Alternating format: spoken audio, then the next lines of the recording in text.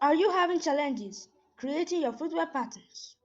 Or do you find yourself struggling with shoe pattern drafting? Are you a beginner in shoemaking? Do you desire to upgrade your shoe pattern cutting techniques? Then this is for you. Yes, this is for you. I am Udurule Mojibola, your shoemaking made easy tutor. Now, I would like to let you know that I have an ebook that I created just with you in mind to relieve you of every challenges as a beginner, or for those of us who would love to upgrade our pattern cutting when it comes to shoemaking. I've created an ebook with over 50 designs. Yes, I mean over 50 templates is what you have there, both for adult, for children. I created a follow-up class so that even if you are having challenges subsequently, you can still work in that class. We can still walk you through and help you to understand your shoemaking pattern cutting better.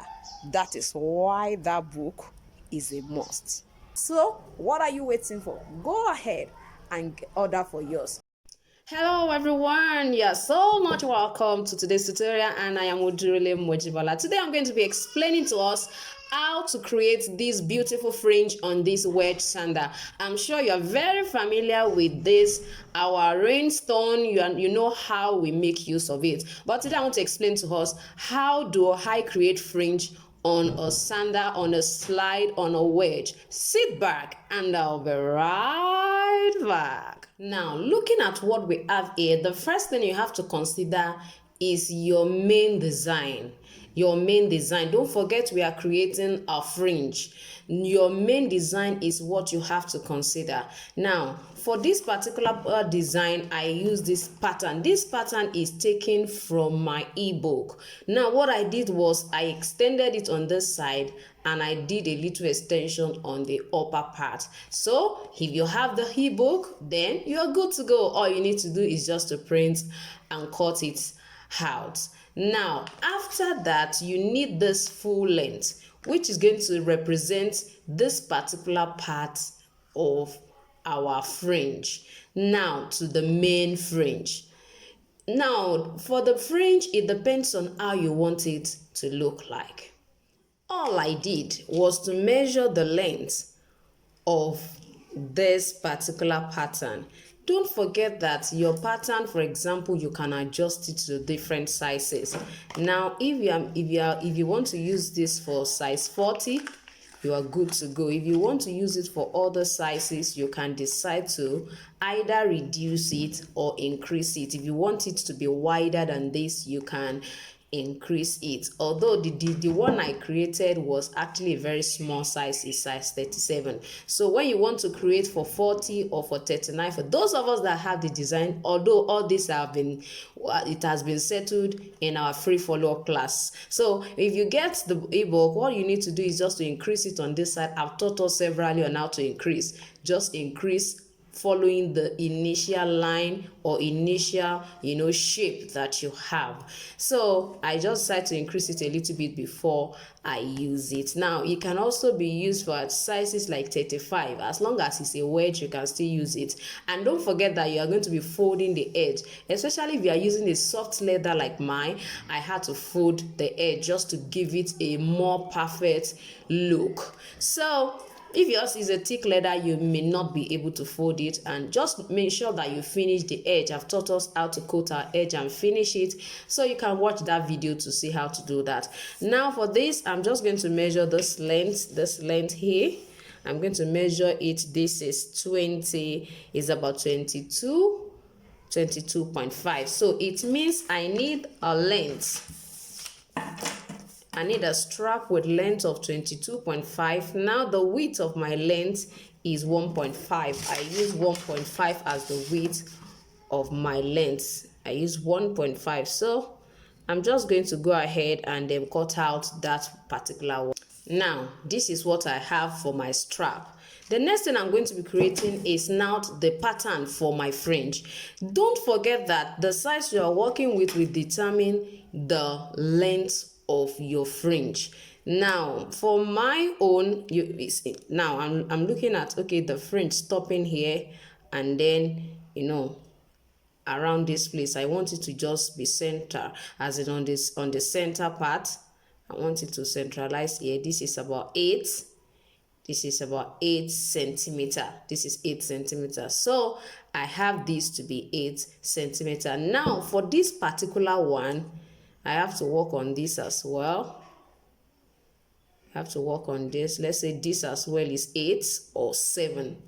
I can stop it at 7, depends on how wide it is. Don't forget that this will determine the width. Now you can see it. So if it's going to be longer than 7, maybe 7.5, or you leave it at 7. But I think 7.5 will be okay. There's no crime in it coming out up here and then down. It can be 7.5, it can be 8, just for a little push up on this side. And don't forget, these sides are wider so that it will not be too small on this side. So it's better for us to have it to be 8, so that by the time it's on this side, it will still be a bit long and still be beautiful. Now for our fringe, earlier we measured the side and we picked around 8 centimeter. Don't forget that this is a wedge sew. It's a heel last, rather.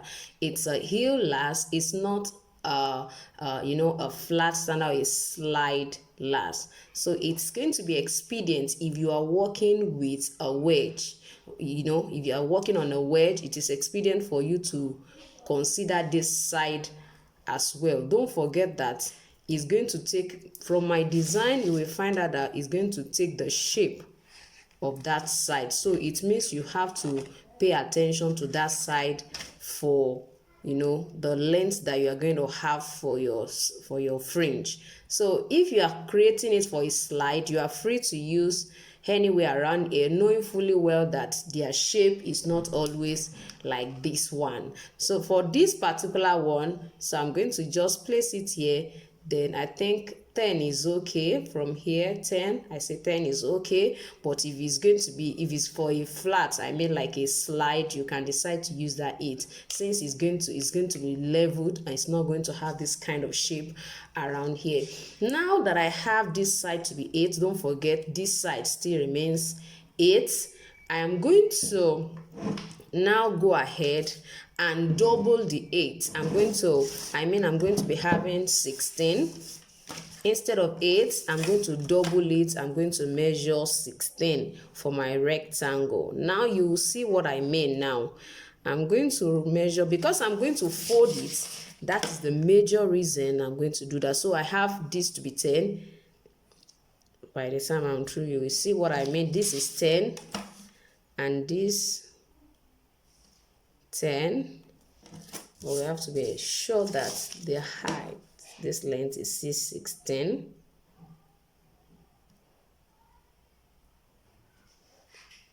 Okay, so we have it this way and this way. Now don't forget that I doubled this particular one. I doubled this one. And the reason I double is because of the way my fringe is. The way I created my fringe, this is the side I doubled. This side still remains. Now what I did was I decided to overlap it this way. I held it down with a gum, with an adhesive. I held that side down. So just apply gum on this side.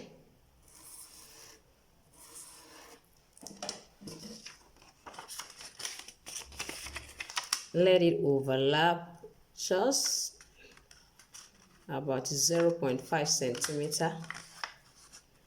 Let it overlap by 0.5 centimeter here.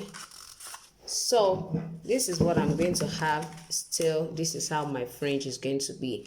The next thing you need to do is to divide this. You need to divide it. Now, when you have located the center, you need to locate the center. That is the first thing you do. Locate the center. Locate the center. You can see that I've located the center. This will help me when I begin to divide. Now I'm going to use my ruler and try to divide this particular side. I need it to be equal. So you know that I have it to be 10, so I can decide to make use of 2 centimeter. It depends on how wide I want my fringe is. I can decide to use 1.5, which means the last one will be a little bit wide. I can decide to use 1.7. Just ensure that you divide it equally. Now for my own deviation, I use a 0.6 all around. Now you can decide to make it as small as this. It depends on you, and you can decide to make it wider. So now that I know where the center line is, I'm going to go ahead. You can fold it this way and then cut it together. If you don't want to cut it together, you can cut it separately. If you were using a leather, it may not be easy for you to fold together and cut, especially if your leather is a thick one. But if not, you can decide to do that. Now, if I'm going to use my 0.6, all I need to do is to go ahead this way, stop at about 1 centimeter. At about 1 centimeter to the center line, to the center. So I'm going to try to create it in different way. Now you can see how it looks like. So whatever your width is will determine what will happen. Like the one that you have in the wedge, I use 1.2. So this is what I use. It was wide. It was wide. It was wide. Don't forget I said it should be about 1 centimeter away from the center. So let it be 1 centimeter away. Now you can see what I have. This is what it's going to look like. So you are going to have them this way. Now what our strap will do is to cover up what we have at the center. Now when it will cover all this up. Now I'm going to go ahead and you can see what I'm going to have. It's going to cover the center up, and then this is what you are going to be having. So you can still use your strap and make sure that you centralize it. That's important. You can see what we have. You can see how it looks like, maybe because it's more of a paper, If you don't want your own to be this small, you can decide to use 1.2. If you want it to be longer than this, you can decide to make it longer.